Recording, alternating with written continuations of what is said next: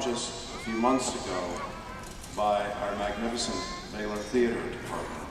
In music, we're reminded of classic songs that express the lazy magic of summer. Clara and Porgy and Bess. Summertime, and the living is easy. Indeed, the music of summer will play its part in our closing ceremony today, because the tune of the university's beloved That Good Old Baylor Line is drawn from an old jazz standard in the good old summertime. Summer is much more than long leisurely days, or for those assembled here, jam-packed summer courses, completing that graduate level project, defending the dissertation. This year, the summer of 2012, your graduation summer is also, by happy coincidence, the summer of the Olympics. The students haven't been able to pay any attention to it, but the rest of us have. What a glorious Olympics it's been. Gymnastics, the U.S. women's team came away with the gold for the first time in 16 years. Michael Phelps, the most decorated Olympic athlete of all time. And right here close to home, we were all thrilled in Baylor Nation when Sonia Richards-Ross was coached to the gold in the women's 400-meter run by Baylor's legendary coach, Clyde Harmon.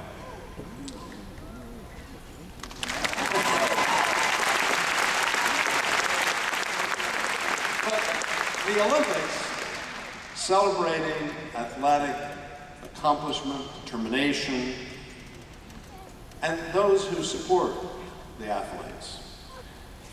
The Olympics is really much more than competition and medal counts by nations. More fundamentally, it represents the bringing together of the world's nations. The Olympics, in fact, invite all of humanity to view competition as a unifying force, rather than a force that divides us. Indeed, the mission statement of the International Olympics Committee states this: our purpose is to place sport at the service of humanity and thereby to promote peace. It's very noble. And through the celebration of the Olympics, the various countries and indeed cultures of the world are able to use the universal language of athletics, including an Olympic village, as a gateway to deeper human understanding. Here again, the Olympic Committee's mission statement includes this goal: to encourage and support initiatives, sounds entrepreneurial, initiatives blending sport with culture and education. On this graduation morning, we find ourselves on the eve of the closing ceremonies of the Olympiad. And along with those captivatingly beautiful opening ceremonies almost 3 weeks ago, this grand celebration will bookend the games. And here at home, this is not unlike student experiences for our undergraduates. Line Camp, Welcome Week, and now our commencement ceremony this morning symbolizes the other bookend. A beginning and an ending, an alpha and an omega, a warm welcome and a fond farewell. In the Olympics, the opening ceremonies serve as a glorious celebration of the coming together of athletes from all corners of the globe as they march in to the stadium. The inspiring Sports Illustrated article this past week says it all. If there's ever a time for humanity to suspend cynicism, it's at an Olympic Games opening ceremony. Perhaps the most memorable part of the opening ceremony is the carrying of the torch into the Olympic Stadium. This venerable tradition has been handed down generation from generation, indeed now for millennia, from the ancient Greeks we honor and carry on that tradition. In university life, we associate flames and light with knowledge. We speak of learning as illumination. We revere luminaries in their various fields of study, as our chairman lifted up the memory of Dr. Armstrong. We seek to be enlightened. And so the closing ceremonies of the Olympics will include then a forward look to the 31st Olympiad in modern times. Tomorrow evening, London's very colorful Mayor Boris Johnson will hand the Olympic flag over to the mayor of Rio de Janeiro, the host of the 2016 Olympics. And so just as the Olympic torch is passed from one runner to the next and the Olympic flag is handed from one nation to another, you as our graduates will now symbolically pass the torch to those who follow you. But as you go forth from this closing ceremony, which we call commencement, the symbolic torch that you will be carrying represents the continuing flame of your time at Baylor, and urging and encouraging you to light the ways of time. And so though your journey through the stadium called Baylor may be drawing to a close, your lifelong education will continue on, and perhaps inspired by the glorious example of the Olympics, you will go forth into the world and serve the needs of all those whom God brings into your circle. Jesus charged his disciples to be witnesses in Jerusalem and in Judea and Samaria and to the ends of the earth. Jesus spoke globally.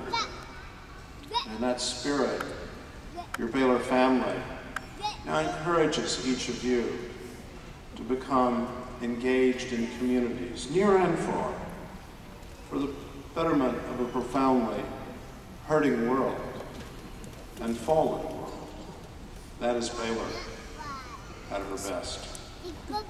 And how timely your commencement today comes in the wake of the launch of Baylor's new strategic vision, Pro Futuris, looking to the future, for the future, inspired by 18 months of thoughtful conversations and prayerful reflections among the regents, the faculty, the student body, administrators and staff, and perhaps most importantly, the extended Baylor family.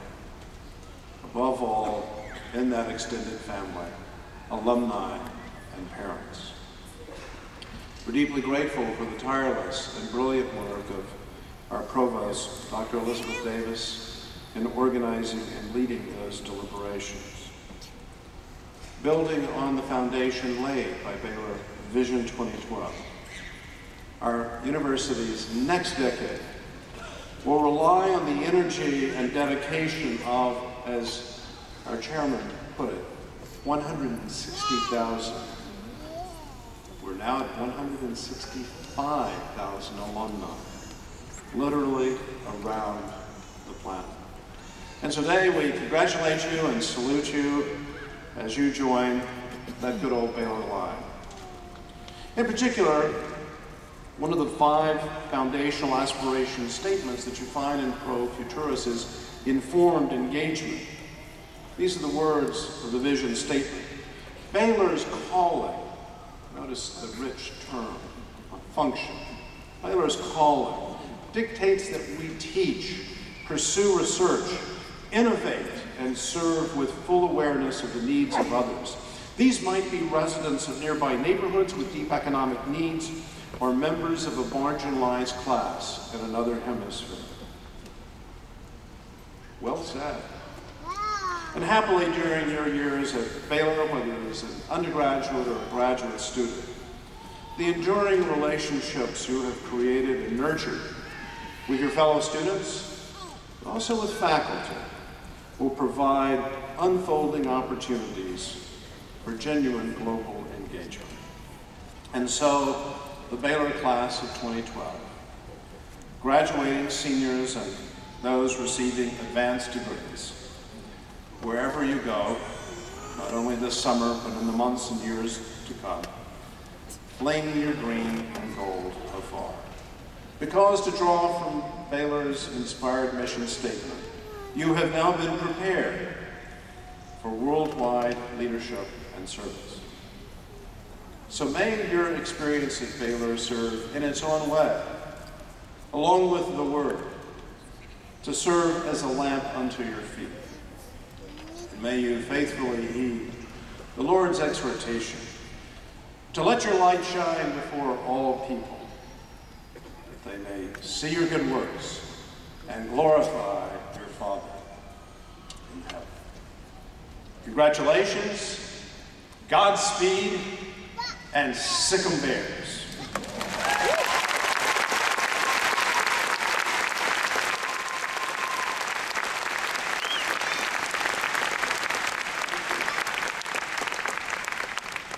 And now, welcome to the podium, she who, in my judgment, must be obeyed, our esteemed Provost, Dr. Elizabeth Davis, who will preside over the conferral.